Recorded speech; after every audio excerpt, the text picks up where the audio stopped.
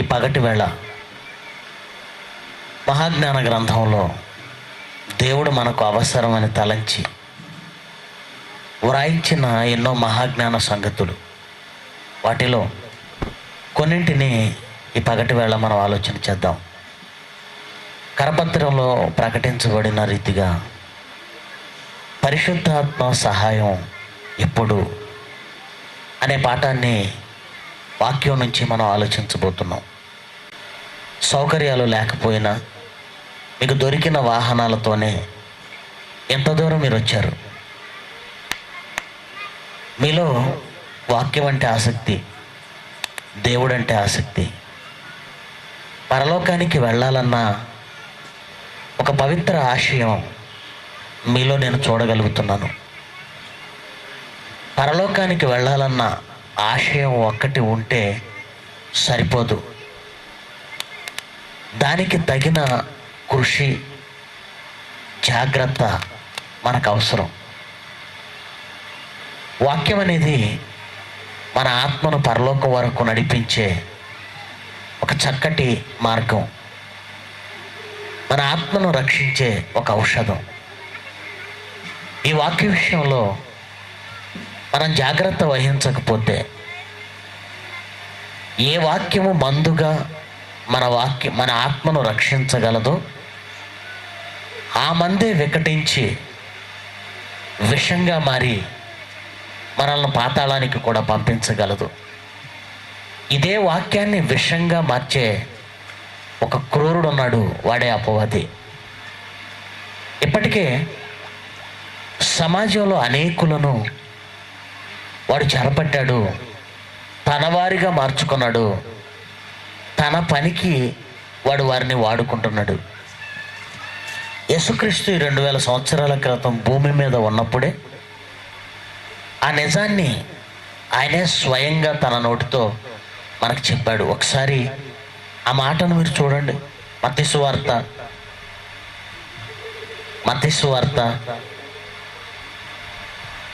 7వ అధ్యాయము, మత్తయి సువార్త 7వ అధ్యాయము 15వ వచనం నుంచి.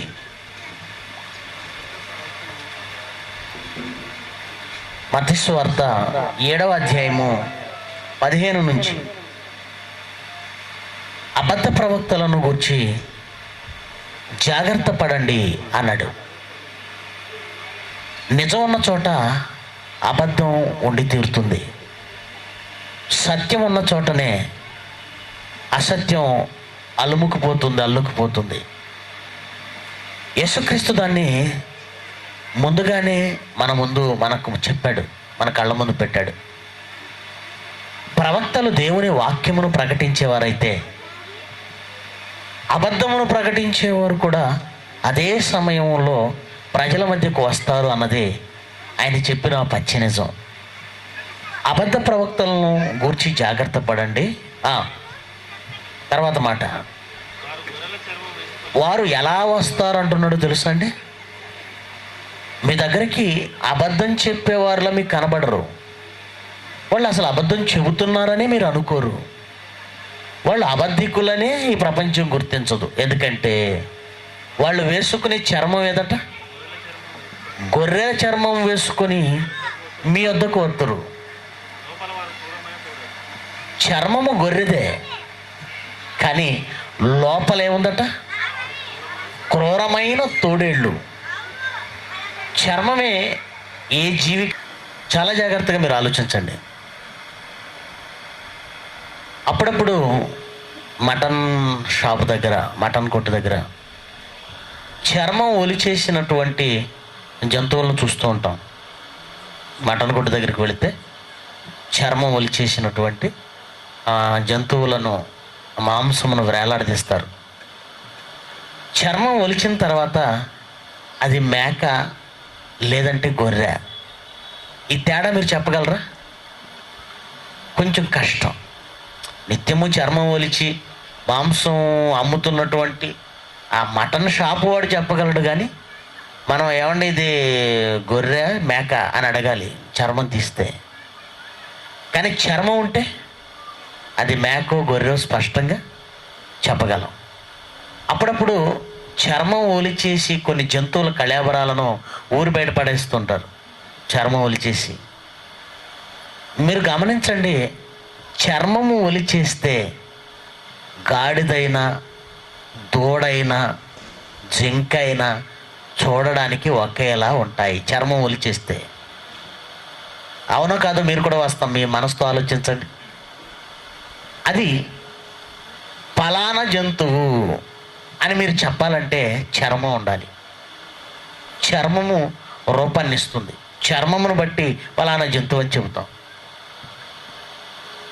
చర్మము గొర్రెది అంటే చూడడానికి ఎలా ఉంటుంది? అది గొర్రె అనుకుంటాం కదా. చర్మము గొర్రెది అంటే ఒక సాధు జంతువు, శాకాహార జీవి, హాని చేయని జీవి, కపటం లేని జీవి. గొర్రె అనగానే ఈ లక్షణాలు మనకు కనపడతాయి.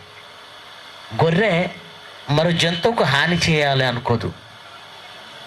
గొర్రె మరో జంతువును మోసం చేయాలనుకోదు. గొర్రె మరో జంతువును వేటాడి తినాలనుకోదు. ఏ కపటం లేనిదిగా గొర్రె కనిపిస్తుంది. ఇదే గొర్రెకు క్రూరమైన తోడేలు మనసుంటే ఆలోచించండి అది ఎలా ఉంటుందో. యేసుక్రీస్తు ఒక జాగ్రత్త సమాజానికి చెబుతూ అబద్ధ ప్రవక్తలను గూర్చి జాగ్రత్త పడుడి అన్నాడు.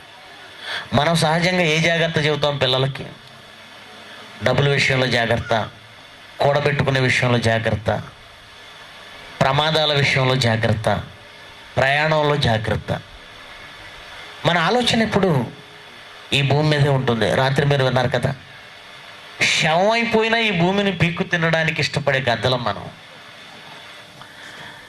మన ఈ భూమి మీద ఈ జీవితంలో జాగ్రత్తలే పాటిస్తాం. డబ్బు కూడబెట్టుకోవాలి, అదో జాగ్రత్త. పొదుపు చేసుకోవడం, చదువు విషయంలో జాగ్రత్త, ప్రయాణాల విషయంలో జాగ్రత్త, సంసారం విషయంలో జాగ్రత్త. ఇలాంటివి చెప్పలేదు యేసుప్రభు భూమి మీదకి వచ్చి. ఆత్మల విషయమై జాగ్రత్త చెప్పాడు. ఈ భూమి మీద 60-70 ఏళ్ళు బ్రతికినన్నాళ్ళు తిండికి కష్టపడి బ్రతికినా పర్వాలేదు, పూట పూటకి భోజనం వెతుక్కునే దరిద్రపు దీనస్థితి ఉన్నా పర్వాలేదు, కానీ చచ్చిపోతే మాత్రం పరలోకం వెళ్ళాలి. అది శాశ్వతం. ఇది ముగిసిపోతుంది.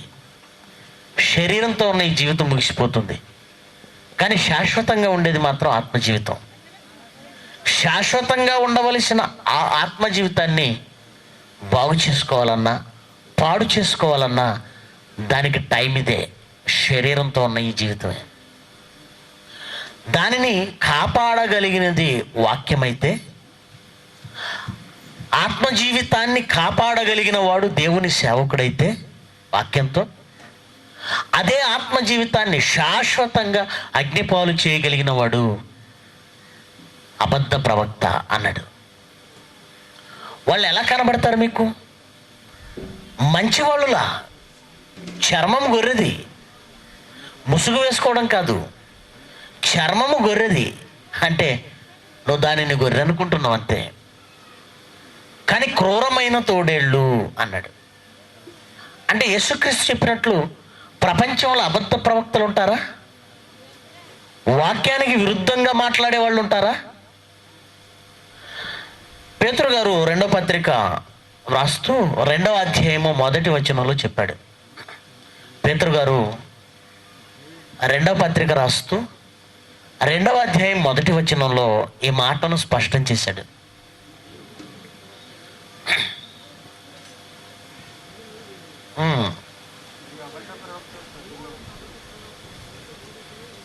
అబద్ధ ప్రవక్తలను గురించి జాగ్రత్త పడుడి అని యేసుక్రీస్తు చెప్పాడు. పేతురు గారు 2వ పత్రికకు వచ్చేసరికి 2వ అధ్యాయంలో అబద్ధ ప్రవక్తలు ప్రజలలో ఉండిరి అన్నాడా, వస్తారన్నాడా? ఉండిరి. నకిలీ వైద్యులు ఉన్నారు అన్నారు అనుకోండి, మంచి డాక్టరు నకిలీ డాక్టరు చూసుకోవాలా వద్దా? చూసుకోవాలి. ఒరిజినల్ డాక్టర్ ఆపరేషన్ చేసి బ్రతికిస్తాడు, నకిలీ డాక్టర్ ప్రాణాలు తీస్తాడు డబ్బు కోసం. అబద్ధ ప్రవక్తలు ప్రజలలో ఉండిరి. అప్పుడప్పుడు న్యూస్లో మనం వింటూ ఉంటాం, అడవి నుంచి తప్పించుకొని ఓ పులి జనావాసాలలోనికి వచ్చేసింది. అడవి నుంచి తప్పించుకొని ఒక పులి మధ్యల బండలో తిరుగుతుంది అన్నారు అనుకోండి, మీరు స్థిమితంగా ఇక్కడ కూర్చుంటారా? సైకో సాంబా అని గుంటూరు జిల్లాలో పత్తిపాడు అనేటువంటి ఒక ఊరు ఉందండి, హైవే ప్రక్కనే.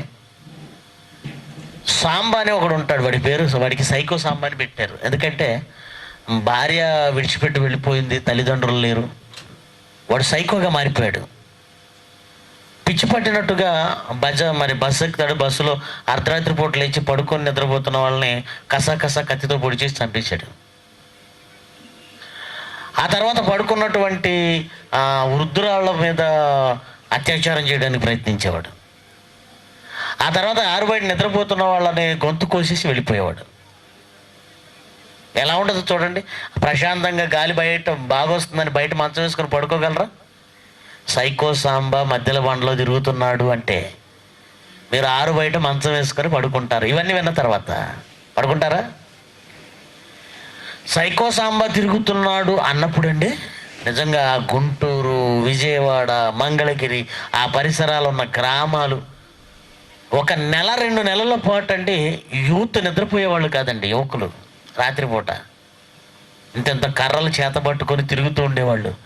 ఎవడు అనుమానంగా కనపడినా వాడిని పట్టుకుని కొట్టేవాళ్ళు. మంగళగిరిలో జరిగింది ఏమిటంటే ఒక అమాయకుడిని పిచ్చోడిని చంపేశారు. తీరా చూస్తే వాడు సైకో సాంబ కాదు. మనుషుల ప్రాణాలను తీసే ఒక సైకో తిరుగుతున్నాడు అనేసరికి అలర్ట్ అయిపోయారు కదా. అలాంటప్పుడు అబద్ధ ప్రవక్తలు, ఒకడా సైకో సాంబాలు చాలామంది ఉన్నారు ఇక్కడ. అబద్ధ ప్రవక్తలు సైకో సాంబాలు అనుకుందాం, హంతకులు అనుకుందాం, అంతే కదండి. ఆత్మను చంపేవాళ్ళు కదండి అబద్ధ ప్రవక్తలు అంటే. దేన్ని చంపుతారు? ఆత్మని. ఒకరున్నారా? చాలామంది ఉన్నారా? ప్రజలలో ఉండిరి, ఉన్నారని చెప్పిన తర్వాత వాళ్ళెవరు అని ఏ క్రైస్తవుడైనా ఆలోచిస్తున్నాడా? లేదు. జాగ్రత్త పడుతున్నాడా? పోని పలానా వాళ్ళండి అబద్ధ ప్రవక్తలు మాకు తెలుసనే ఒక స్పష్టత ఏ క్రైస్తవుడికైనా ఏ విశ్వాసికైనా ఉందా? లేదు. మరెందుకు ఇంత చక్కగా నిద్రపోగలుగుతున్నారు, ప్రశాంతంగా ఉండగలుగుతున్నారు, గుండెల మీద చేసుకొని నిద్రపోతున్నారు? చచ్చిపోతే మిమ్మల్ని నరకానికి తీసుకెళ్ళిపోతారు కదా. యేసుక్రీస్తు చెప్పింది క్రైస్తవులు పట్టించుకోరండి. వాళ్ళకి ఏం కావాలి? ఆయన మమ్మల్ని దీవించాడని ఒక్క మాట పాస్టర్ గారు చెప్తే చాలు, మాకు దీవెనలు కావాలంతే. మరి అబద్ధ ప్రవక్తలు ప్రజల్లో ఉండి అటువలే మీలోనూ అబద్ధ బోధకులు ఉందరు, ఖచ్చితం అన్నాడు. మరి అబద్ధపు ప్రవక్త దగ్గరే, అబద్ధ బోధకుని దగ్గరే ఒకవేళ మనం ఉంటే మన పరిస్థితి ఏంటి? ఎప్పుడైనా ఆలోచించారా? ఎవరు అబద్ధికుడు, ఎవరు అబద్ధికుడు, ఎవరు హంతకుడు? ఇవి మనకు తెలియకపోతే మన ఆత్మ భయంకరమైన పాతాళానికి వెళ్ళక తప్పదు. అది తెలియచేయడానికే ఈరోజు ఒక చక్కటి పాఠం. ప్రియులారా, వాస్తవం తెలియాలంటే మనకి కూడా బైబిల్ తెలియాలి. వాస్తవానికి అవాస్తవానికి తేడా తెలియాలంటే ఒరిజినల్ ఏంటో మనం తెలుసుకోవాలి. 500 రూపాయల నోటు ఉందనుకోండి, ఒరిజినల్ ఎలా ఉంటుందో తెలిస్తేనే డూప్లికేట్ ఎలా ఉంటుందో తెలుస్తుంది. ఒరిజినల్ నోట్ ఎలా ఉంటుందో తెలియనప్పుడు డూప్లికేట్ ఎలా ఉంటుందో గుర్తుపట్టలేము. ఒరిజినల్కి డూప్లికేట్కి తేడా తెలియాలంటే ఒరిజినల్ నోట్ ఎలా ఉంటుంది తెలియాలి మనకి. ఈ మధ్యకాలంలో చాలామంది అండి ప్రతి ఇంటికి తిరగడం, ప్రతి విశ్వాసి దగ్గరకు రావడం, ఏమని బోధిస్తున్నారు అంటే, బ్రదర్ నరకం అని చాలామంది చెబుతున్నారు. నరకమేమీ లేదు, ఈ భూమి శాశ్వతంగా ఉంటుంది, నరకానికి వెళ్ళవలసిన అవసరం లేదు. యేసుప్రభు 2వ వచ్చినప్పుడు చచ్చిపోయిన వాళ్ళు అందరూ బ్రతికి ఇదిగో ఈ భూమి మీదే ఉంటారు, మనం ఎక్కడికి వెళ్ళాం, నరకం లేదు అని ప్రకటిస్తున్నారు. మీరు బాగా ఆలోచించండి. అసలు నరకమే లేదనుకోండి, మనం ఈ భూమి మీద ఎలా బ్రతికినా తప్పు లేదు. తప్ప? ఎందుకు తప్పు? నాకు ఇష్టమైన వాడిని నేను మర్డర్ చేసేయచ్చు,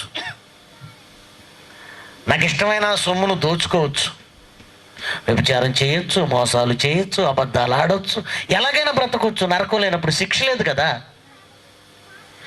చూసారా నానాటికి బోధలు ఎలా మారిపోయినాయి అంటే నరకమే లేదు. మరి అలాంటప్పుడు బైబిల్ ఎందుకు? యేసుప్రభు వచ్చి ఏమంటే పాపుల కోసం చచ్చిపోవడం దేనికి? మీరు ఆలోచించండి. పాపులను రక్షించుటకు క్రీస్తు యేసు లోకమునకు వచ్చెను. ఎక్కడికి? దేని నుంచి రక్షించుటకు? పాతాళం నుంచి రక్షించుటకు. అసలు పాతాళం నరకం లేదు అని అంటే యేసు ప్రభు భూమి మీదకి వచ్చి మరణించి పాపులను రక్షించడం ఇదంతా కూడా వేస్ట్ కదా. ఇప్పుడు మీకు అర్థమవుతుందా ఎలాంటి బోధలు సమాజంలోనికి వచ్చేసాయో? అందుకే యేసు ప్రభు ఏమన్నాడు తెలుసా అండి? మత్తయి సువార్త 9వ అధ్యాయము 13వ వచనం. మత్తయి సువార్త 9వ అధ్యాయము 13వ వచనం. అయితే నేను పాపులను పిలువ వచ్చి తిని కానీ నీతిమంతులను పిలువ రాలేదు, కనుక కనికరమునే కోరుచున్నాను, బలిని కోరను అను వాక్య భావము ఏమిటో మీరు వెళ్ళి నేర్చుకోండి అన్నాడు. వాస్తవానికి అవాస్తవానికి తేడా మీరు గ్రహించాలంటే, ఏది నిజమో ఏది అబద్ధమో మీకు తెలియాలంటే మీరేం చేయాలన్నాడు దేవుడు? మీరు వెళ్ళి నేర్చుకోండి, వాక్యమును నేర్చుకోండి, వాక్యమును నేర్చుకోండి, నేర్చుకోండి అని దేవుడు చెబితే ఈ మధ్యకాలంలో చాలామంది వాక్యం నేర్చుకోవాల్సిన అవసరం లేదు, వాక్యం నేర్చుకోవాల్సిన అవసరతే లేదు. ఈ మధ్యకాలంలోనండి గత 2-3 నెలల క్రితం ఒక అమాయకుడు బైబిల్ ఓపెన్ యూనివర్సిటీలో చదివాడండి. బైబిల్ ఓపెన్ యూనివర్సిటీలోనే చదివాడు, పరీక్షలు రాశాడు. ఓ తప్పు విషయమై పిడి సుందరరావు గారు గద్దించగానే కోపం వచ్చింది ఆయనకి. అప్పటి వరకు డిబిటిహెచ్ రాశాడు, బీబీటీహెచ్ రాశాడు, ఎంబీటీహెచ్ రాశాడు. ఎప్పుడైతే గద్దించాడో, ఏమండి తండ్రి శిక్షించని కుమారుడెవడు అన్నాడు. తండ్రి శిక్షించని కుమారుడెవడు? మీరు శిక్షలో పాలు పొందకపోతే దుర్బీజులే కానీ మీరు కుమారులు కాదు అన్నాడు.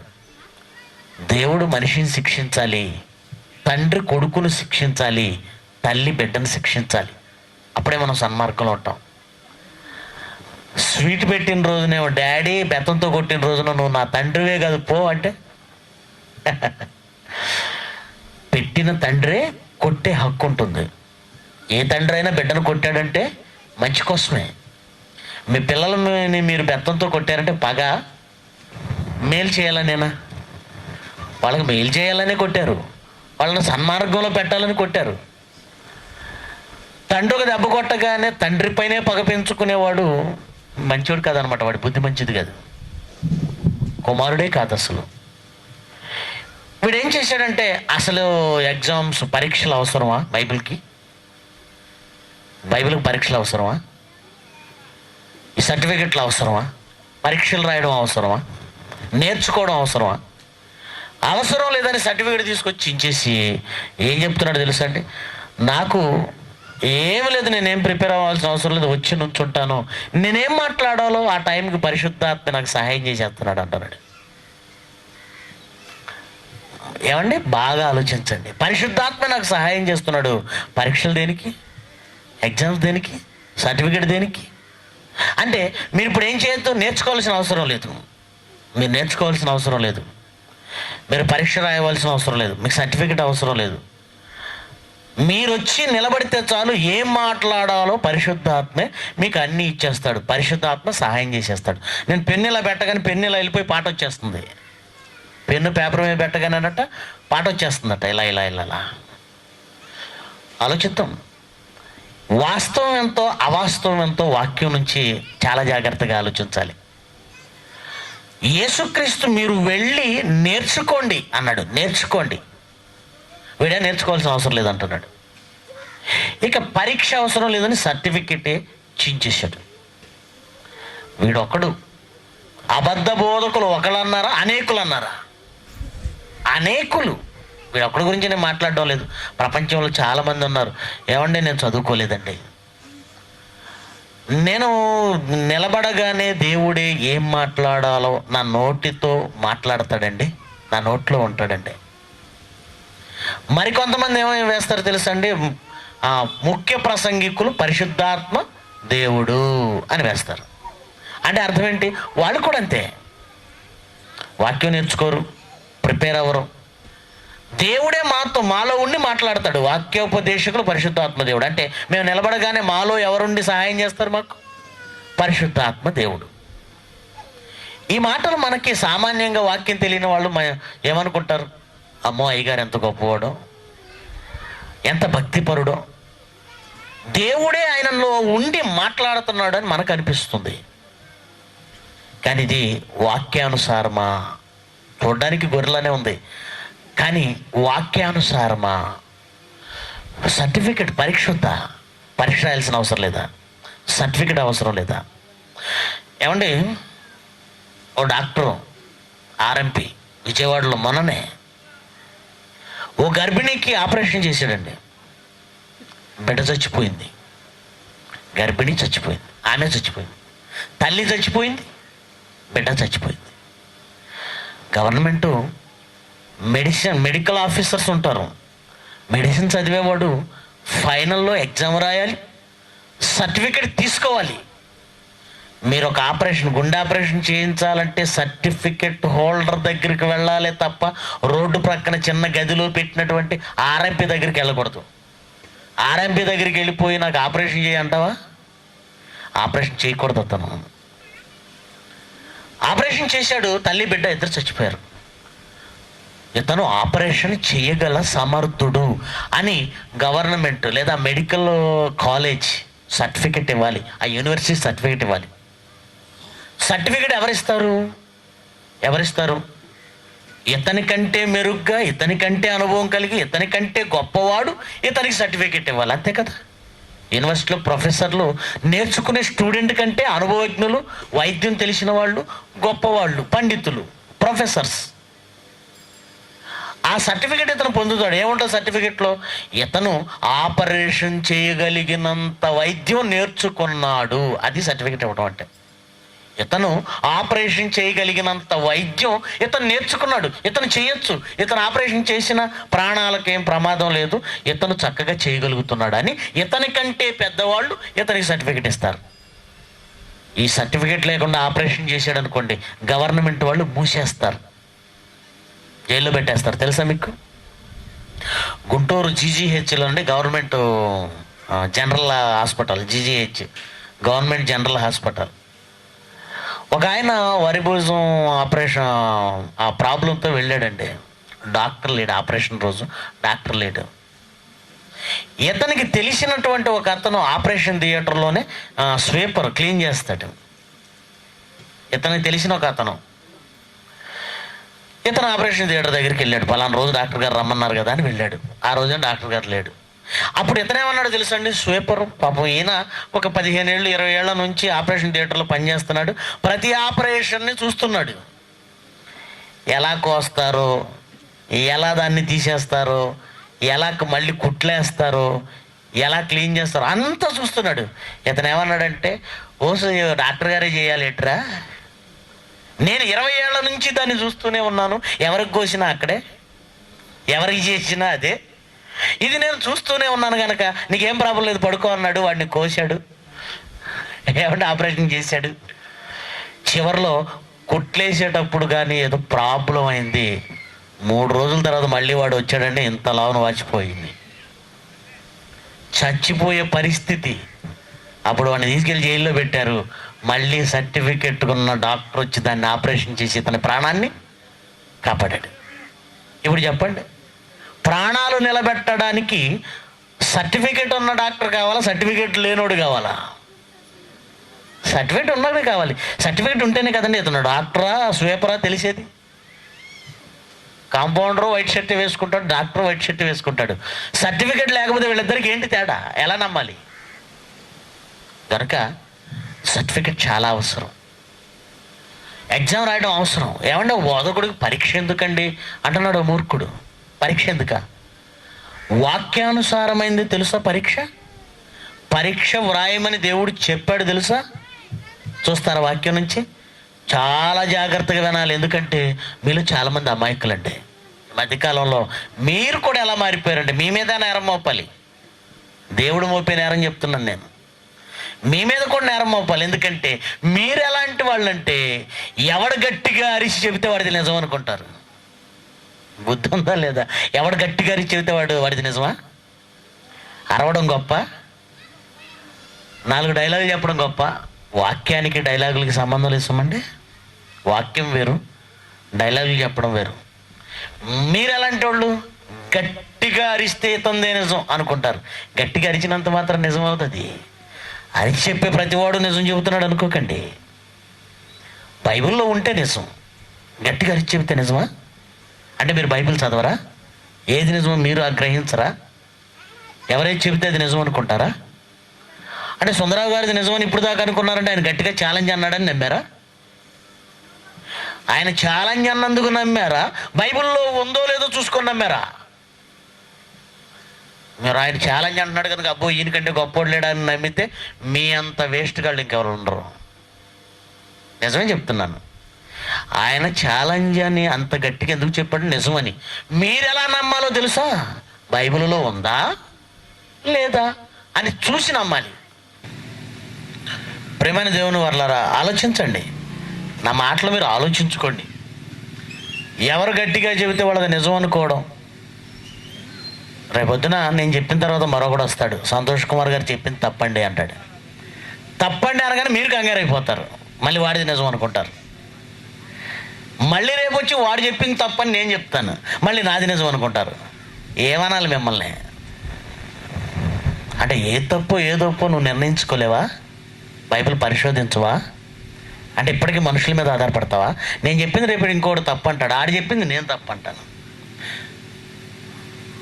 దీనికి అంతం ఎక్కడ? ఎవరిది నిజం అంటారు మీరు? అంటే స్థిర మనస్తత్వం లేదా? ఎవరు చెప్పినా బైబిల్ ప్రకారం ఉందో లేదో చూసుకోవాలి. చూద్దాం. ఒక సేవకుడికి, ఒక బోధకుడికి పరీక్ష అవసరం అన్నాడా దేవుడు? అవసరం లేదన్నాడా? బైబిల్ నుంచి చూద్దాం. బైబిల్ కావాలి మనకు, మనుషులు కాదు. తిమోతికి వ్రాసిన 2వ పత్రిక 2వ అధ్యాయము. తిమోతికి వ్రాసిన 2వ పత్రిక 2వ అధ్యాయము 2వ వచనం నుంచి.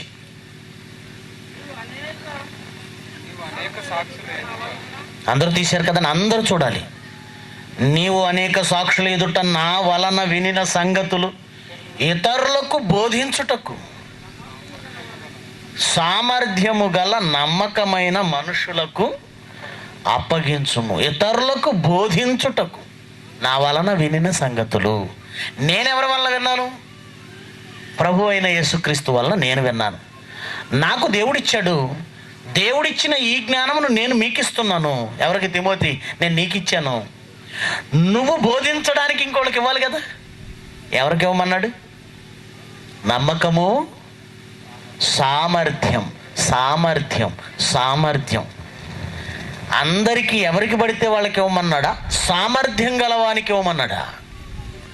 ఏమండి? ఎవరికి పడితే వాళ్ళకి ఇవ్వాలా? సామర్థ్యం గలవానికి ఇవ్వాలా? సామర్థ్యం. ఒక ఎస్ఐ పోస్ట్ ఉందనుకోండి, రోడ్డు మీద పోయే ప్రతి వాడికి ఇస్తారా? సామర్థ్యం ఉన్నవాడికి ఇస్తారా? మాట్లాడడం లేదేంటి? వింటున్నారా? ఒక ఎస్ఐ పోస్ట్ ఉందనుకోండి, సామర్థ్యం ఉన్నవాడికి ఇస్తారా? ఎవరికి పడితే వాళ్ళకి ఇచ్చేస్తారా? సామర్థ్యం ఉన్నవాడికి ఇవ్వాలి. మరి ఆ పోస్టులు చాలామంది వస్తారు. ఒక పోస్ట్ ఉంటే 50 మంది వచ్చేస్తారు. ఇప్పుడు వేళల్లో సామర్థ్యం ఉన్నవాడికి ఇవ్వాలా, ముందు వచ్చినవాడికి ఇచ్చేస్తారంటావా? లేదా లాటరీ వేస్తావా? 50 మంది పేర్లు తీసుకొని లాటరీ వేసి ఎవరి పేరు వస్తుందో వాళ్ళకి ఇస్తారా? సామర్థ్యం. మరి అతడు సమర్థుడు అని నువ్వు ఎలా తెలుసుకోవాలి? ఎలా తెలుసుకోవాలి? Running test 5 km. సమర్థుడు ఎవరో తెలియజేయడానికి పెట్టేదే పరీక్ష. కాదండి అన్నవాళ్ళు చేయొద్దండి. సామర్థ్యాన్ని తెలుసుకోవడానికి పెట్టేది పరీక్ష కాదండి అన్నవాళ్ళు ఎవరైనా నుండి చేయొద్దండి. దొంగలను పట్టుకోవాలంటే పోలీసు పరిగెత్తాలా, పెద్ద పొట్టేసుకుని ఉండాలా? పొట్టేసుకున్నాడు ఏం పరిగెత్తుతాడు? 5 km ఎందుకు పెడతారో తెలుసా పోలీసులకి? దొంగలను పట్టుకోవాలంటే వీడు పరిగెత్తాలి. పరిగెత్తే సామర్థ్యం ఉందా లేదా? 5 km రన్ టెస్టా కాదా? అది టెస్ట్. తర్వాత ఫిజికల్ టెస్ట్, అంటే ఫిజికల్గా కూడా నువ్వు సమర్థుడు అయి ఉండాలి. ఫిజికల్ టెస్ట్, ఛాతీ ఎంత ఉండాలి, ఊపిరి పీలిస్తే ఎంత ఉండాలి, ఊపిరి వదిలేస్తే ఎంత ఉండాలి, హైట్ ఎంత ఉండాలి, వెయిట్ ఎంత ఉండాలి. తర్వాత రిటర్న్ టెస్ట్, అంటే రన్నింగ్ టెస్ట్, తర్వాత ఫిజికల్ టెస్ట్, ఆ తర్వాత రిటర్న్ టెస్ట్. ఇవన్నీ పాస్ అయితే సమర్థుడు అని సర్టిఫై చేస్తారు. ఇప్పుడు బోధించేవాడు కూడా ఎలాంటి వాడు అయి ఉండాలట?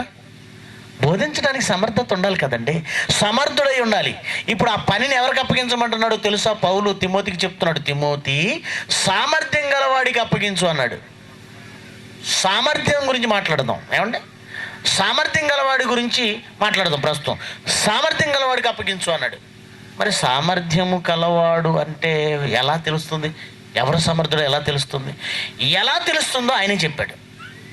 బోధించడానికి నువ్వు ఎవరికి అప్పగిస్తావంటే సామర్థ్యం గల వాళ్ళకి అప్పగించు అన్నాడు. మరి సామర్థ్యం ఉందని ఎలా తెలుస్తుంది అంటే ఆయనే చెప్పాడు. ఎలా తెలుస్తుందంటే మొదటి పత్రిక, అదే తిమోతి పత్రిక 3వ అధ్యాయం, మొదటి తిమోతి పత్రిక 3వ అధ్యాయము,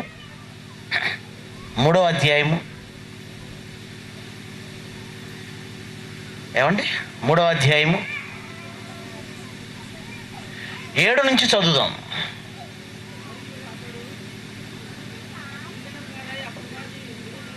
ఎవరి గురించి మాట్లాడుతున్నాడు చెప్పండి?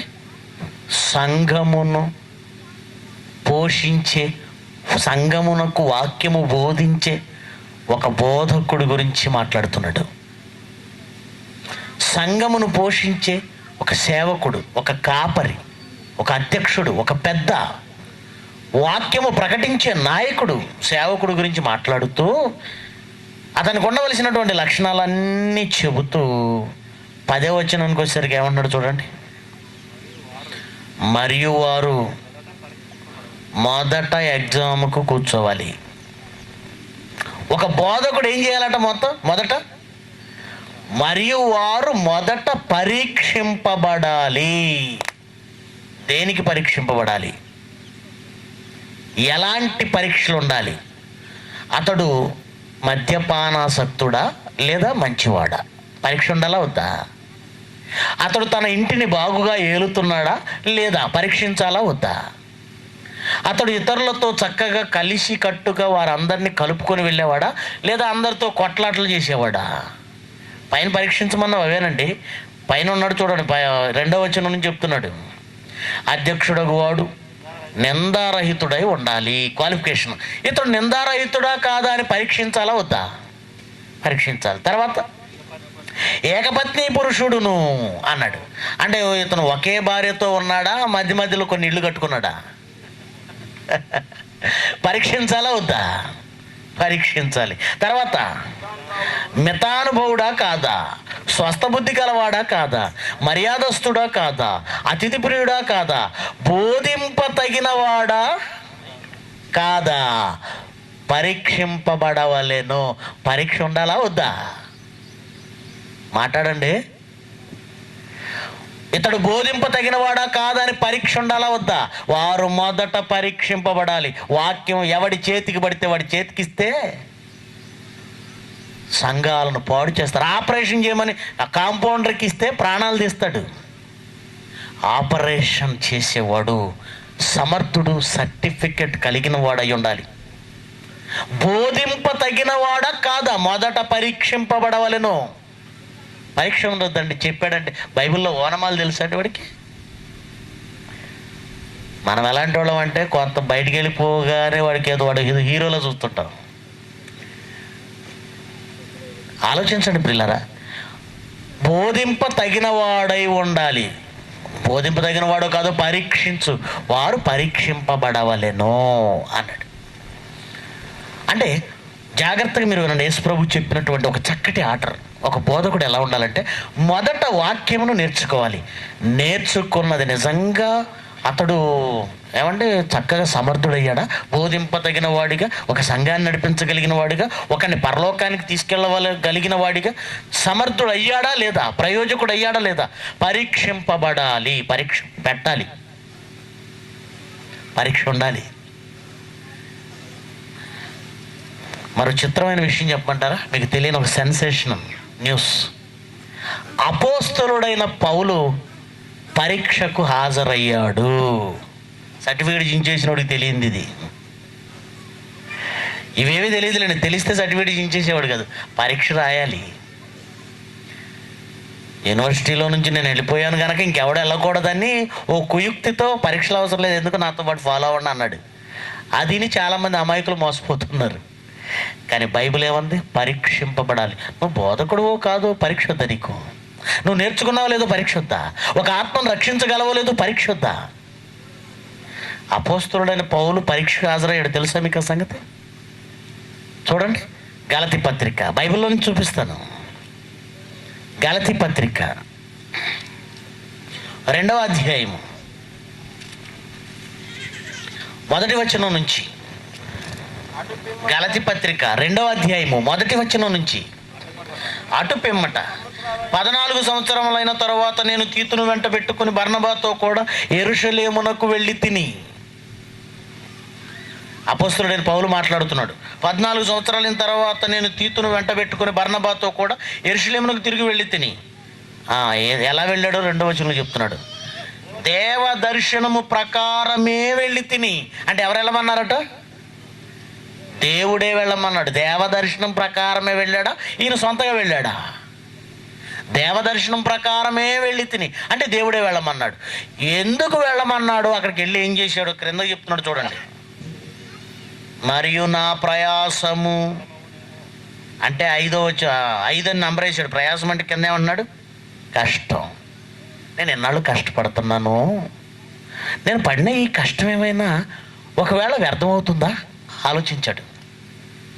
నేను సువార్త ప్రకటిస్తున్నాను, నేను చాలామందిని వాక్యంతో మారుస్తున్నాను, ఒకవేళ నేను చెప్పేది రైటేనా? నేను ఎంత కష్టపడుతున్నాను, చాలామందిని కూడగడుతున్నాను, చాలా సంఘాలను పెడుతున్నాను, ఒకవేళ నా ప్రయాసం నేను ఇంత చేస్తున్నాను కానీ రైటేనా అని అపోస్తలుడైన పౌలు ఆలోచిస్తున్నాడట. ఏమండి, మనం ఎప్పుడైనా ఆలోచించాం? ఎంత మంచోడండి, నేను ఇంతమందిని కూడగట్టాను, ఇంత చేస్తున్నాను, నేను చేసేది రైటేనా? ఒకవేళ నేను ఇంతమందిని కష్టపడి చేశాక ఒకవేళ దేవుడికి నచ్చందైతే నా ప్రయాసము వ్యర్థమైపోవునేమో, లేక ఇప్పటికే వ్యర్థమైపోయిందో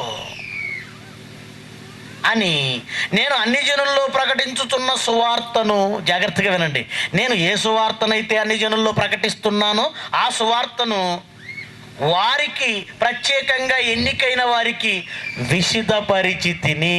అపోస్తలుల దగ్గరకు వెళ్ళి, పేతురు గారి దగ్గరకు వెళ్ళి, అయ్యా నేను అన్ని జనుల్లో ప్రకటిస్తున్న సువార్త ఇది అని చెప్పాడట. నేను ఇలా ప్రకటిస్తున్నాను, రైటేనా, కరెక్టేనా అంటే తనకంటే పెద్దవాడైన పేతురు దగ్గరికి, తనకంటే పెద్దవాడైన యోహాను దగ్గరికి, తనకంటే పెద్దవాడైన యాకోబు దగ్గరికి, తనకంటే పెద్దవాళ్ళైన అపోస్తలుల దగ్గరికి పౌలు వెళ్ళి తన సువార్తను విశదపరిచాడట. అంటే ఓరల్ టెస్ట్. పౌలు ఓరల్ టెస్ట్ అటెండ్ అయ్యాడు. నేను చెబుతున్న ఈ సువార్త కరెక్టేనా, ఇదిగో ఇది. అప్పుడు పేతురు చేతినిచ్చాడు. వెరీ గుడ్, నువ్వు చెప్తున్నది రైట్. సర్టిఫై చేశాడు పేతురు, సర్టిఫికెట్ ఇచ్చాడు పేతురు. ఎక్కడ ఇచ్చాడు తెలుసా? 2వ పేతురు పత్రిక 3వ అధ్యాయం. పేతురు ఓరల్ టెస్ట్ విని, పౌలు చెప్పేది విని సర్టిఫికెట్ ఇస్తున్నాడు చూడండి. పేతురు సర్టిఫికెట్ ఇస్తున్నాడు చూడండి. పేతురు రాసిన 2వ పత్రిక 3వ అధ్యాయం 15వ వచనం. 15 మరియు ప్రభు అయిన యేసుక్రీస్తు దీర్ఘశాంతం. 1 పేతురు కాదు, చదవండి.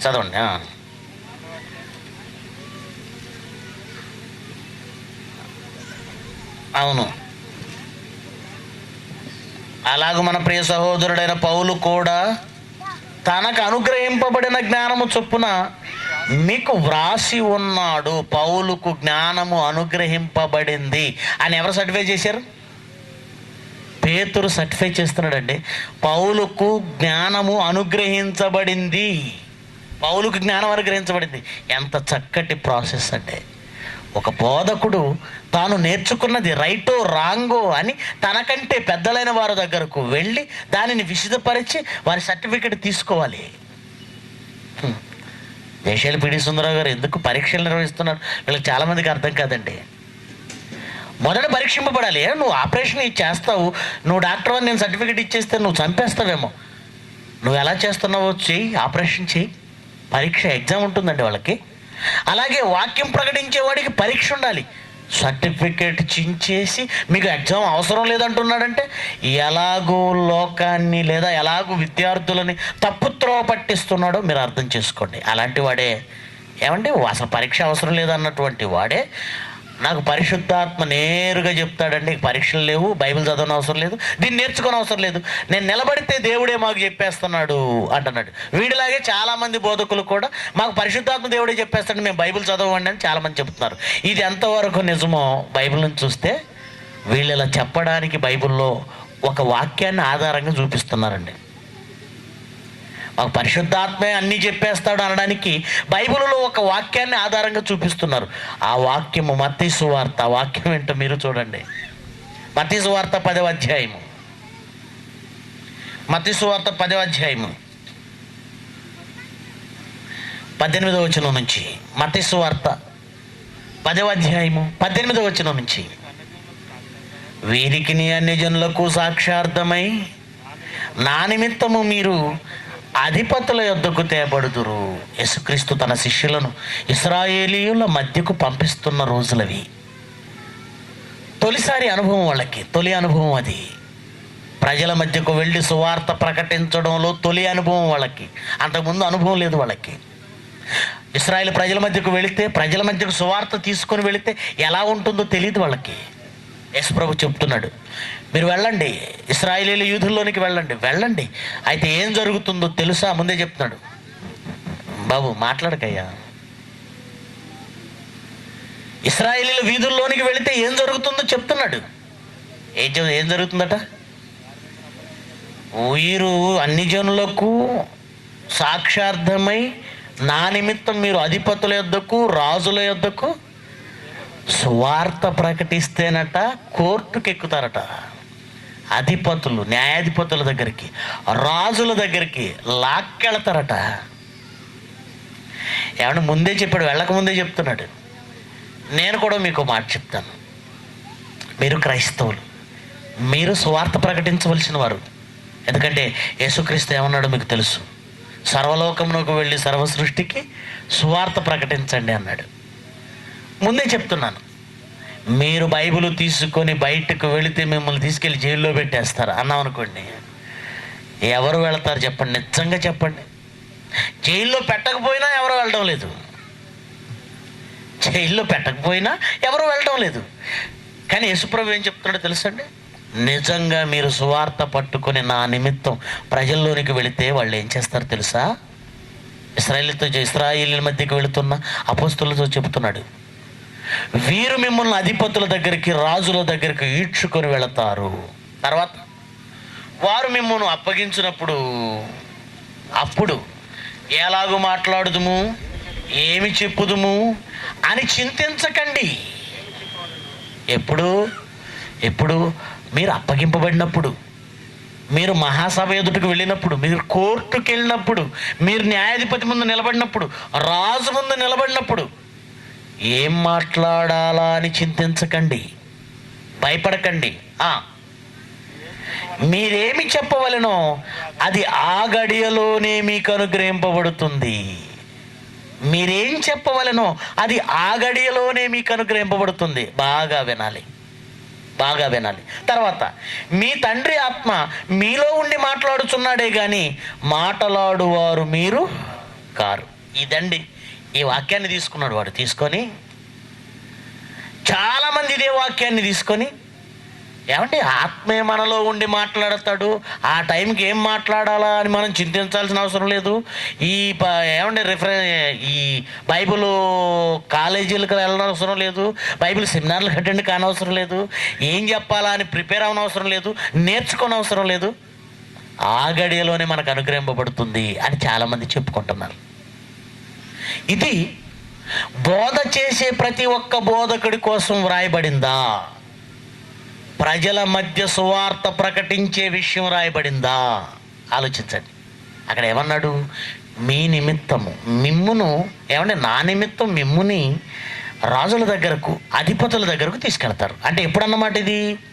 అప్పగించినప్పుడు, కోర్టుకు అప్పగించినప్పుడు, రాజుల సభకులకు అప్పగించినప్పుడు. అప్పగింపబడినప్పుడు దేవుడు ఏం మాట్లాడాలో అనుగ్రహిస్తానన్నాడు. ఎవరికి? అపోస్తలులకి. ఎందుకు అనుగ్రహిస్తాన్నాడు? 66 పుస్తకాల మహాజ్ఞానం ఆ రోజుల్లో వారి దగ్గర లేదండి.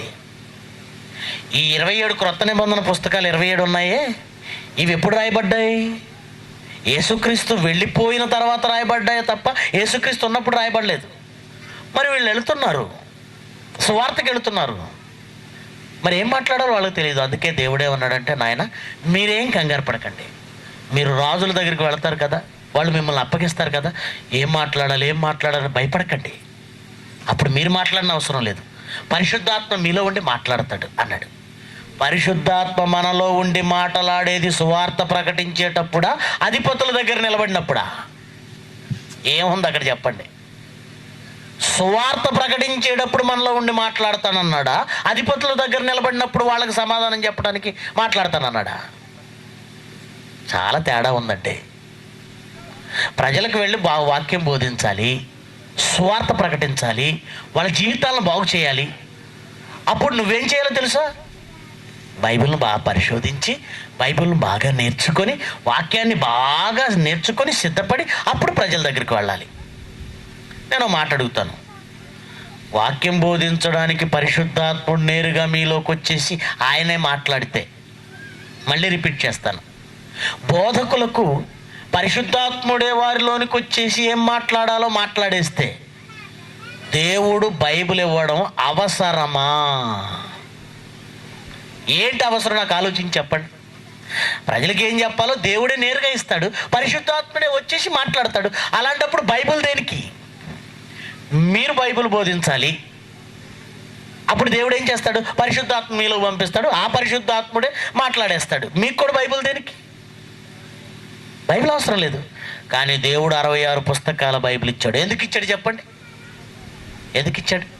తిమోతికి రాసిన పత్రిక. మీకు ఎందుకు బైబిల్ ఇచ్చాడంటే, ఓ దైవజనుడు, ఓ బోధకుడు ఏం చేయాలంటే బైబిల్ తీసుకొని 2వ పత్రిక 3వ అధ్యాయం, 2వ పత్రిక 3వ అధ్యాయం 13వ వచనం నుంచి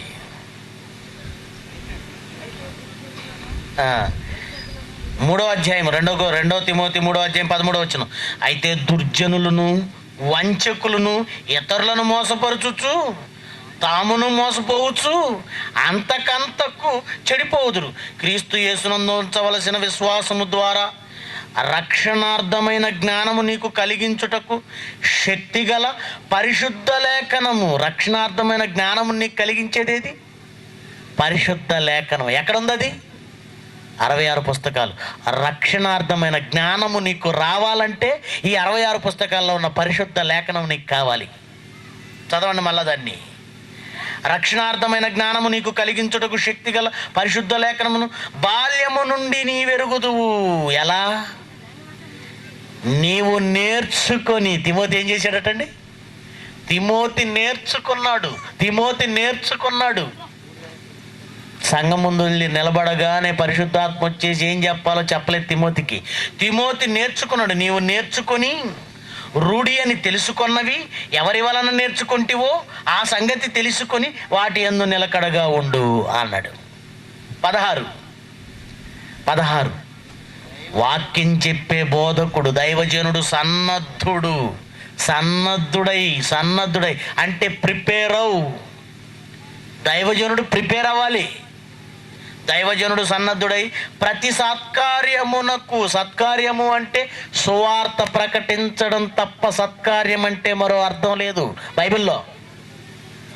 సువార్త ప్రకటించడమే సత్కార్యం. ఫిలిప్పి 1:3 చదవండి, మీకు అర్థమైపోతుంది. సువార్త ప్రకటించడం సత్కార్యం. ఆ సత్కార్యానికి బోధకుడు ఏం చేయాలన్నాడు? పూర్ణంగా సిద్ధపడు. పూర్ణంగా నువ్వు సిద్ధపడు, నువ్వు ప్రిపేర్ అవ్వు. దేవుడేమో 66 పుస్తకాలు నీకు ఇచ్చాను ఆయన, 66 పుస్తకాలు నీకు ఇచ్చాను, పూర్తిగా ప్రిపేర్ అవ్వు అంటే, ప్రిపేర్ అవ్వడం ఇష్టం లేని సోమరులంతా ఎలా మారిపోయారండి? ఎగ్జామ్కు చదవరా అంటే వీడు చదవకుండా అక్కడ ఎవడో ఒకడు చూపిస్తాడులే అని వెళ్ళాడు అనుకోండి, ఏమంటారు మీరు చెప్పండి? ఎగ్జామ్ హాల్లో వాడిని అడుగుతానండి, వీడిని అడుగుతానండి, నా ముందోడు చూపిస్తాడు, నా వెనకోడు చూపిస్తాడు అనే ధైర్యంతో వెళ్ళాడు అనుకోండి, ఏమంటారు వాడిని? ఎంత సోమరు వేర నువ్వు, చదువుకోవరా నువ్వు, ఎంత పనికి మాలిన వాడు వేర నువ్వు అంటారు. వాళ్ళు వీళ్ళు చూపిస్తారని వెళ్తాడా? చదవాలి. పరిశుద్ధాత్మిస్తాడా? బైబిల్ ఆల్రెడీ పరిశుద్ధాత్మ ప్రేరణతో వ్రాయబడిన పుస్తకం. నువ్వు బైబిల్ చదువుతున్నావంటే పరిశుద్ధాత్మ ఇచ్చిన జ్ఞానాన్ని నువ్వు నేర్చుకుంటున్నావు, పరిశుద్ధాత్మను గురించిన జ్ఞానాన్ని. అందుకే దైవజనుడు సన్నద్ధుడై ప్రతి సత్కార్యమునకు పూర్ణముగా సిద్ధపడి, దైవావేశం వలన కలిగిన ప్రతి లేఖనము ఉపదేశించాలి, ఖండించాలి, తప్పుదిద్దాలి, నీతి యందు శిక్ష చేయాలి. నువ్వు సిద్ధపడి చేయాలి ఇవన్నీ. సిద్ధపడి ఉపదేశించు, సిద్ధపడి ఖండించు, సిద్ధపడి తప్పుదిద్దు, సిద్ధపడి నీతి యందు శిక్ష చేయి. అంటే ఉపదేశించాలన్నా, ఖండించాలన్నా, తర్వాత తప్పుదిద్దాలన్నా, నీతి యందు శిక్ష చేయాలన్నా దైవజనుడు మొదట సిద్ధపడాలా? నేర్చుకోవాలి, సిద్ధపడాలి. మరి పరిశుద్ధాత్మ మనలో ఉండి మాట్లాడేది అది వేరు. అది ఎప్పుడు? సభకు అప్పగింపబడినప్పుడు వాళ్ళతో మాట్లాడడానికి ఏం సమాధానం చెప్పాలో తెలియదు కనుక. మరి ప్రజలకు సువార్త ప్రకటించేటప్పుడు నువ్వు సిద్ధపడు. ఎలా సిద్ధపడాలి? నేర్చుకున్నావుగా, నేర్చుకున్న దాన్ని పరీక్షకు హాజరయ్యావా? నమ్మకము సామర్థ్యం గల వారికి అప్పగించన్నాడు. ఆ నమ్మకము సామర్థ్యం ఉందో లేదో మొదట పరీక్షించండి అన్నాడు. పరీక్ష వద్దా? ఎవడని చెప్పాడు? జ్ఞానం ఏం తెలుసండి? బొత్తిగా తెలుసా? ఏమి తెలియని ప్రతివాడు ఛాలెంజ్ అనగానే మీరు నిజం అనుకుంటారు. మీరు బైబిల్ నేర్చుకోండి, లేదా ఏదో ఒక రోజు కల్పింపబడిన ప్రతి ఉపదేశానికి కొట్టుకొని పోతారు మీరు. మా తప్పు కాదు అది. పరిశుద్ధాత్మ సహాయం ఎప్పుడండి? వాక్యం చెప్పేవాడికి పరిశుద్ధాత్మ సహాయం ఇచ్చి అప్పటికప్పుడు వాక్యం ఇస్తాడని బైబిల్లో ఎవరైనా ఒక్క వచనం చూపిస్తే అసలు ఈ ప్రాంతంలో నేను సువార్త ప్రకటించడానికి రానండి. ఇక గ్యారంటీ చెప్తున్నాను. ఒక్క వాక్యం సువార్త ప్రకటించేటప్పుడు పరిశుద్ధాత్మే సహాయం చేస్తాడు, బైబిల్ చదవని అవసరం లేదని బైబిల్లో ఒక్క మాట. పరిశుద్ధాత్మ సహాయం ఎప్పుడో తెలుసండి? రోమపత్రిక చూడండి, 8వ అధ్యాయం. రోమపత్రిక 8వ అధ్యాయము 26వ వచనం.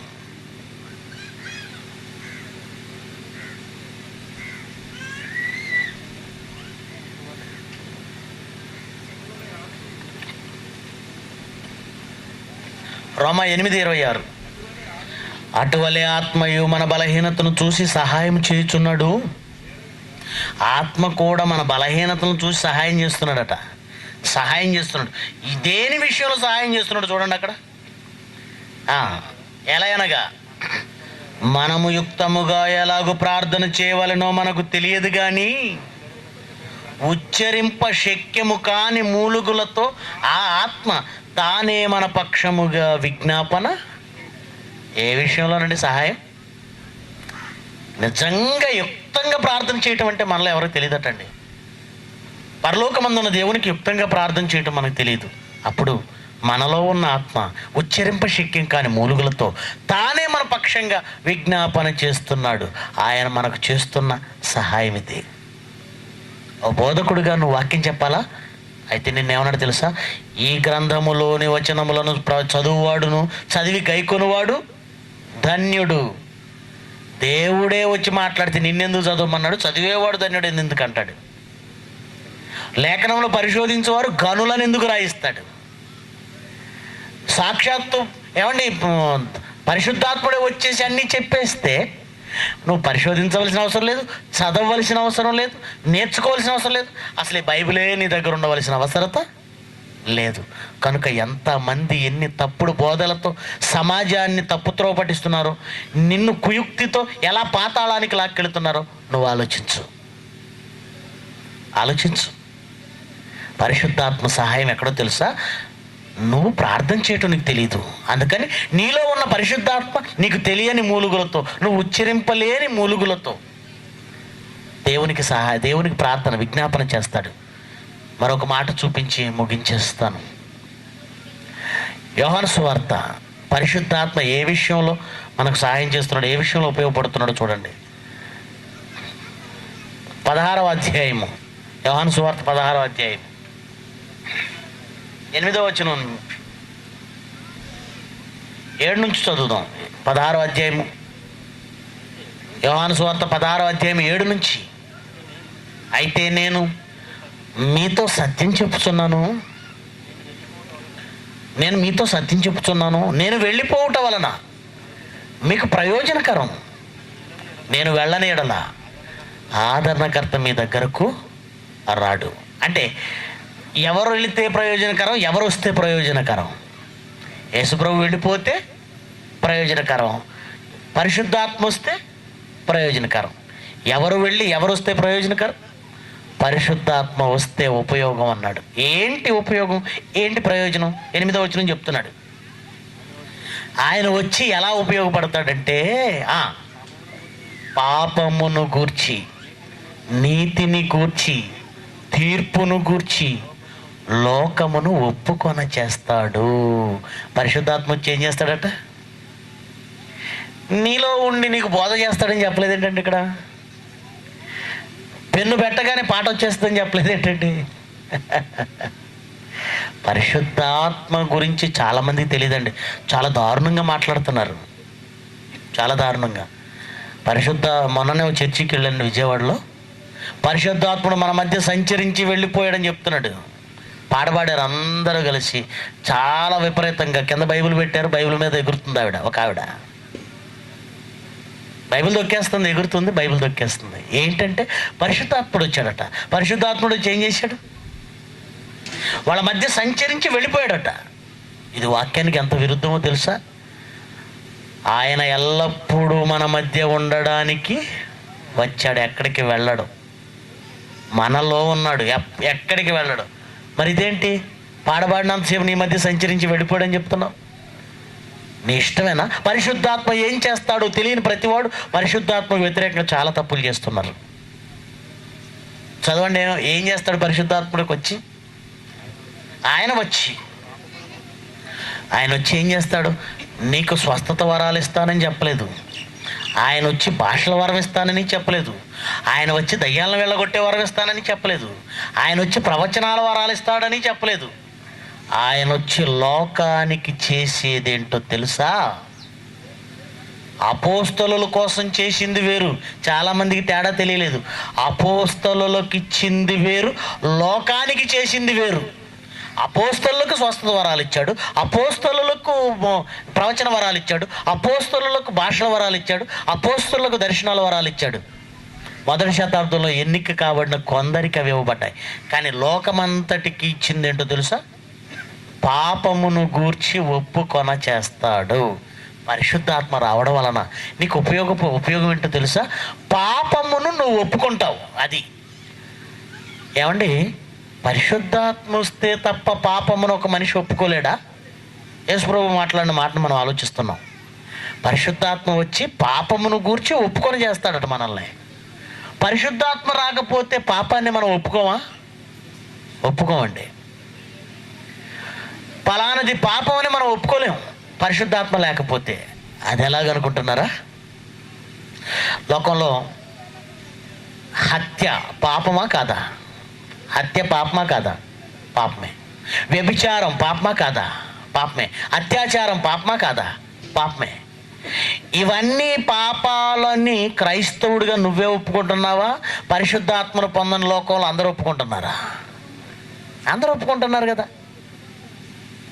లోకంలో పరిశుద్ధాత్మను పొందని వాళ్ళు కూడా ఏమండి ఇవి పాపాలండి అంటున్నారు. దొంగతనం చేయడం పాపం, వ్యభిచారం చేయడం పాపం, అత్యాచారం చేయడం పాపం, హత్యలు చేయడం పాపం, మోసాలు చేయడం పాపం, అబద్ధం ఆడడం పాపం అని లోకంలో అందరూ ఒప్పుకుంటున్నారు కదా.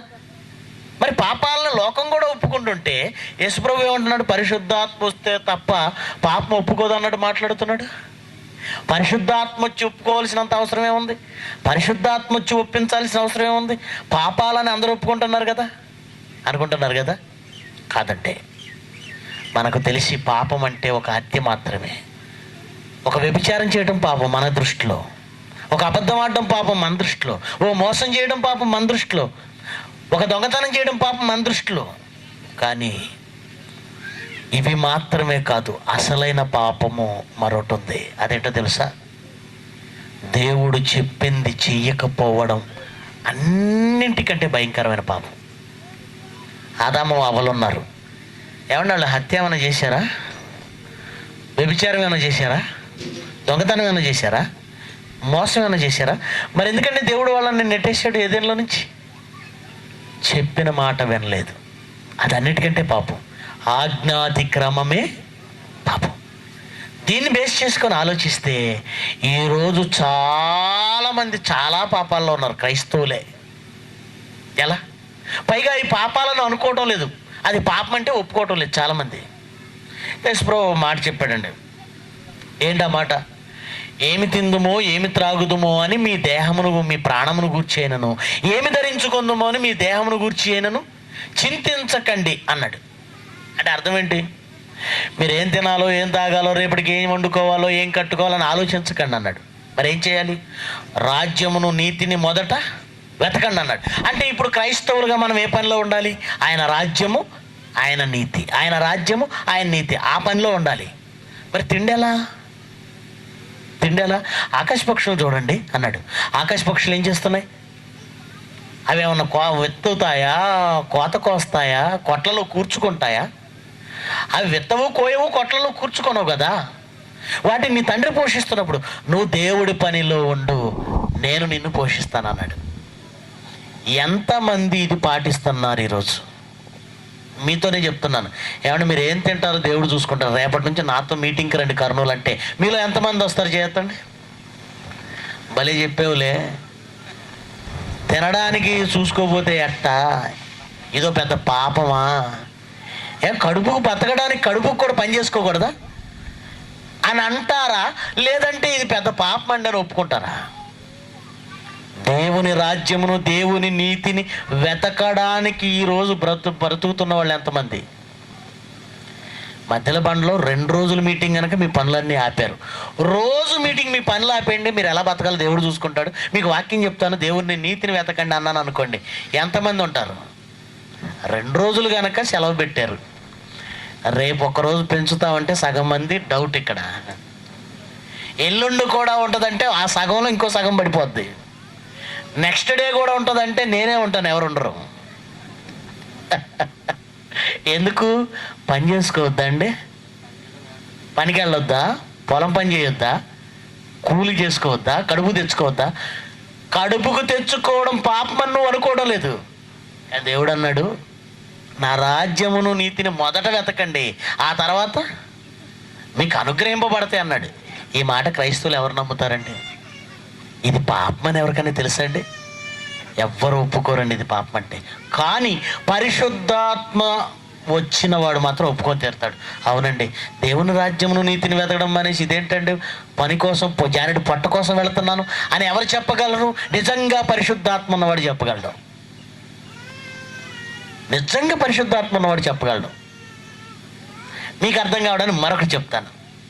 నాకంటే ఎక్కువగా భార్యనైనను పిల్లలనైనను తల్లిదండ్రులైనను భూములనైనను ఇండ్లనైనా ప్రేమించువాడు నాకు పాత్రుడు కాడన్నాడు. యేసుప్రభు చెప్పింది అనేది ఆజ్ఞనైతే ఆజ్ఞ. ఒక పేపర్ తీసుకోండి, ఆ పేపర్ని 2 భాగాలుగా మధ్యలో స్కేల్ పెట్టి గీత కొట్టండి. ఈ ప్రక్క నెలలో నీ కడుపు కోసం, నీ భార్య కడుపు కోసం, నీ పిల్లల కడుపు కోసం ఖర్చు పెట్టింది రాయి. ఆ తర్వాత మీరు సంతోషపడడానికి ఖర్చు పెట్టింది రాయి. ఒక ప్రక్క నెలలో నీకు నీ కుటుంబానికి నువ్వు పెట్టుకున్న ఖర్చు రాయి. మరో ప్రక్క దేవుడికి ఈ నెలలో నువ్వు పెట్టిన ఖర్చు రాయి. ఏది ఎక్కువ వస్తుంది? ఈ పక్క నీకు నీ కుటుంబానికి పెట్టిన ఖర్చు 10,000 వస్తుంది. ఈ ప్రక్క దేవుడి కోసం పెట్టిన ఖర్చు 40 రూపాయలు వస్తుంది. ఎందుకు? 4 ఆదివారాలు నాకు 10. 4 వారాలు 4 10 40 రూపాయలు. ఈ లెక్క చూస్తే యేసు ప్రభు చెప్పిన మాట ప్రకారం మనం నీతిమంతులమా పాపాత్ములమా? ఇది కూడా పాపమేనా? ఒప్పుకోలేకపోతున్నారు. చూసారా? పరిశుద్ధాత్మ ఉంటే ఇది పాపమని ఒప్పుకుంటారు. అవును, మొదట దేవుడి పని, ఆ తర్వాతే నేను. అది పరిశుద్ధాత్మ ఉన్నవాడికి అర్థమవుతుంది, సామాన్యులకు అర్థం కాదు. పరిశుద్ధాత్మ వచ్చి పాపమును ఒప్పుకొని చేస్తుందా? ఏది పాపం? ఏది పాపం? దేవుడి కంటే నీ కుటుంబానికి ముందు ప్రయారిటీ ఇస్తున్నావు, అది పాపమే. అది పాపం నువ్వు అనుకోట్లా. ఏమ్మా ఈరోజు గుడికి రాలేదు అంటే, అయ్యగారు పొలంలో నాట్లు ప్రారంభమయ్యాయి. సర్లేమ్మా పని ఉన్నప్పుడు చేసుకో అంటాడు. ఎప్పుడు చేసుకో? పని ఉన్నప్పుడు. దేవుని రాజ్యము నీతి మొదట, దేవుడు మొదట. ఇది ఎవరు అంగీకరిస్తారో తెలుసా? సామాన్యులు అంగీకరించలేరు. ఇది పాపమని ఎవరు అంగీకరిస్తారు? పరిశుద్ధాత్మ ఎవరిలోనికి వస్తుందో వాళ్ళకి అర్థమవుతుంది. ఇక నీతిని గురించి అన్నాడు, దేవుని నీతి. దేవుని నీతిని ఒప్పుకోవడం పరిశుద్ధాత్మ ఉంటే తప్ప సాధ్యం కాదండి. పరిశుద్ధాత్మ ఉంటే తప్ప సాధ్యం కాదు. ఆ దేవుని నీతి ఏంటో, దేవుని తీర్పు ఏంటో మరొక పాఠంలో నేను చెప్తాను. చాలా పెద్దది ఇది. అది పరిశుద్ధాత్మ ఉంటేనే ఒప్పుకుంటారు. ఇప్పుడు ఆలోచించండి, పరిశుద్ధాత్మ ఏ రూపంగా నీకు సహాయపడుతుంది? నీ పక్షాన విజ్ఞాపన చేయటంలో సహాయపడుతుంది. దేవుని నీతికి నిన్ను దగ్గర చేయడానికి ఉపయోగపడుతుంది.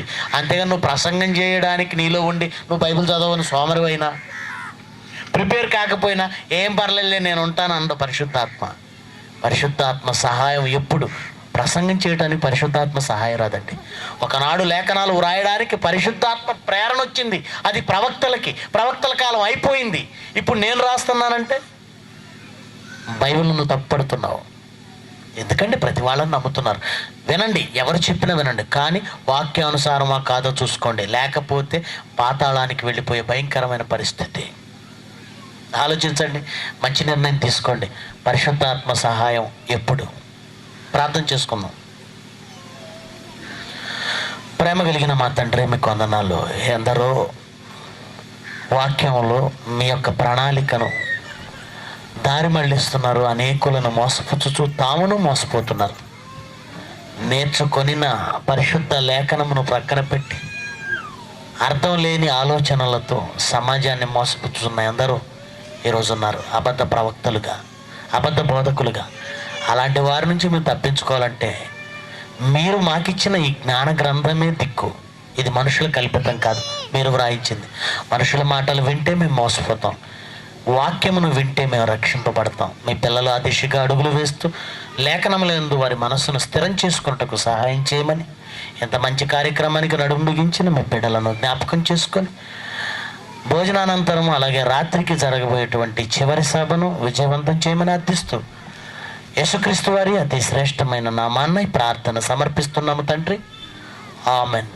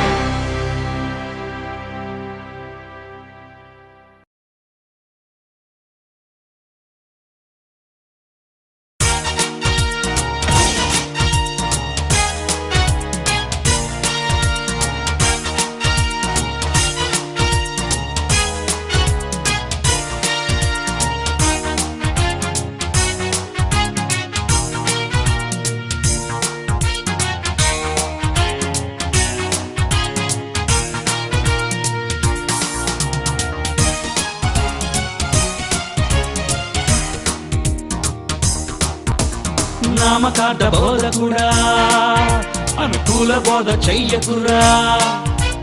ఖండించు గద్దించు వాక్యంతో బుద్ధి చెప్పు క్రైస్తవ్యానికి.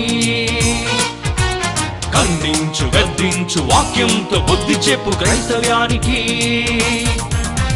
బ్రతుకుట కొరకే బైబిల్ పడితే, బ్రతుకుట కొరకే బోధను మార్చితే, మరి కఠినమైన తీర్పు ఉంది బోధకులందరికీ సోదరా, మరి కఠినమైన తీర్పు ఉంది బోధకులందరికీ సోదరా. బైబిల్లో లేని దొంగ, బైబిల్లో లేనిది ఎవడైనా చెప్తే వాడే దొంగ బోధకుడు అని మీరు నిర్ణయం తీసుకోండి. 10th క్లాస్ ఫెయిల్డ్ బైబిల్ పట్టుకొని మహాభక్తుని అంటారు. శాస్త్రాలు తెలియాలి రా బిడ్డ దొంగ బోధక. అసలు ఇంతవరకు ప్రపంచంలో ప్రపంచ రాజ్యాలను హడలెక్కించే బోధకుడు పుట్టాడండి? లేదు. 20వ శతాబ్దంలో పుట్టిన నన్ను ఈ దొంగ క్రైస్తవ బోధకులు మెచ్చుకోవడానికి బదులు నా వెనకాతల గోతులు తీస్తున్నారండి ఈ చిల్లరోళ్ళు.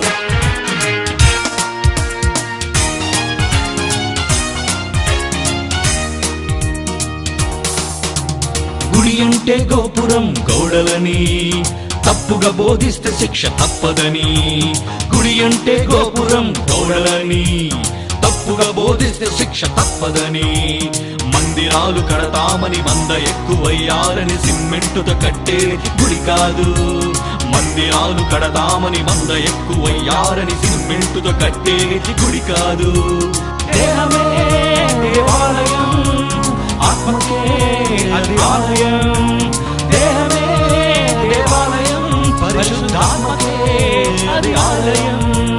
ఆత్మకు వ్యతిరేకంగా ఆలయమే కడితే క్షమాపణే లేదు సోదరా.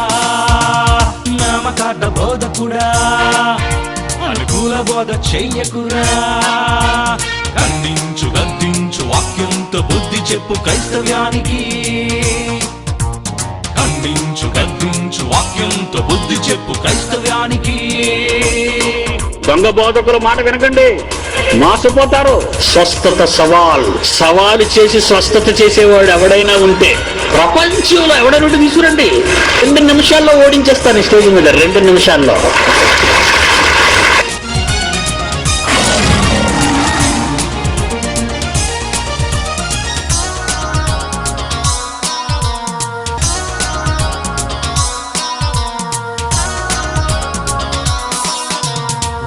వలన విశ్వాసం కలగాలి, క్రీస్తు మాట విని మనిషి విశ్వసించాలి. రోగాలను తీస్తామని ప్రార్థనలు చేస్తామని యేసు పిలిచెనని చెబితే అది నేరం, రోగాలను తీస్తామని ప్రార్థనలు చేస్తామని యేసు పిలిచెనని చెబితే అది నేరం. దేహమే నిష్ప్రయోజనం, జీవవాక్యమే ఆత్మకు అవసరం, దేహమే నిష్ప్రయోజనం, జీవవాక్యమే ఆత్మకు అవసరం. ఆత్మకు వ్యతిరేకంగా అక్రమమే చేస్తే క్షమాపణే లేదు సోదరా. నామకార్థ బోధకుడా, అనుకూల బోధ చెయ్యకురా. ఖండించు గద్దించు వాక్యంతో బుద్ధి చెప్పు క్రైస్తవ్యానికి, ఖండించు గద్దించు వాక్యంతో బుద్ధి చెప్పు క్రైస్తవ్యానికి.